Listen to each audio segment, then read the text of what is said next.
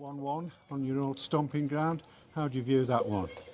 Probably fair, to be honest. I thought they were the better side first half. I mean, don't get me wrong, that wind is so tough to play in. You know, anything above sort of head height and it started to swirl.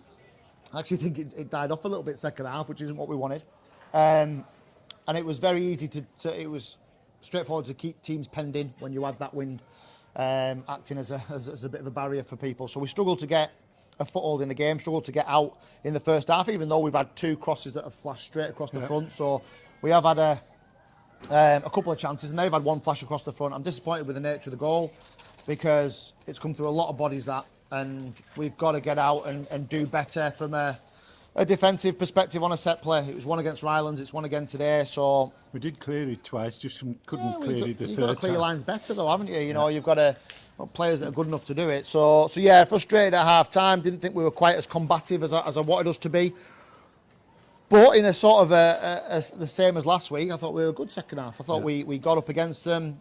You know, we started to look a threat. The game was getting so. If they'd have played another 15 minutes, I think there would have been a grandstand finish. You know, for either side, because Nico's had a chance right at the end, but Dav's had one from 6-yard line, hasn't he? Which probably a fit Dav who's been in the team for a while just slots that away, but.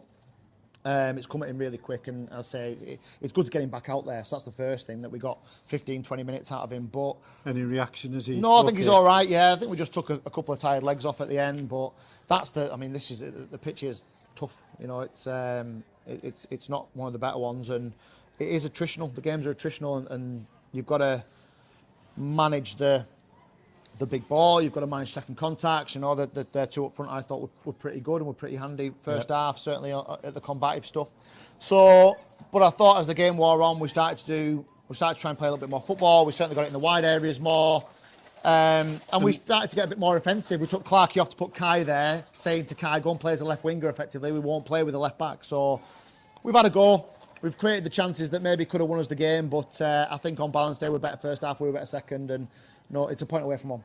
And what about the goal we did score? You'd be pleased with that, from one side of the pitch to the other. I've just said about sometimes it's just that little bit of magic that we're ever so capable of, you know, and it's securing the ball out from the back. It's allowing a player to run into a space by playing quickly. You know, the ball into Riggy's fantastic, and as soon as it got to him, you knew he wasn't going to miss, because that's what he does. So another one for Riggy.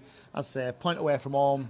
Lots of positives to take out of it. Can we back it up by winning against Morpeth on Boxing Day and have a good Christmas period? 16 goals for Riggy, not bad before Christmas. No, excellent. And it was good today, you know. It really difficult for him to get hold of it first half because of the wind, so he wasn't flicking anything on because the ball came with no pace. Yeah.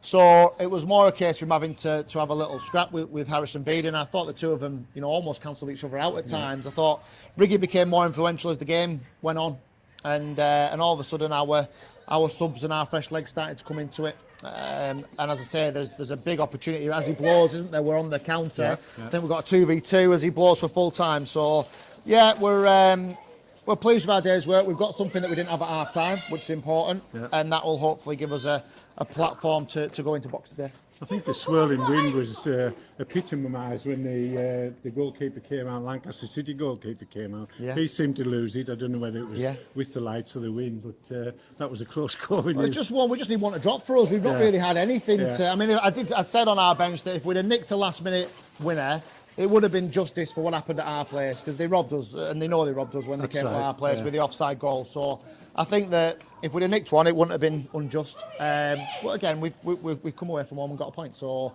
no complaints from me. And what I must say is our support was incredible. I mean, we must have outnumbered the home support 2-1. You look at the shed end at the end; it's full, but it's full of Workington fans, and they sang from minute 1 to 95. They got us back in the game. They gave us enough of a vocal support to get us back in the game.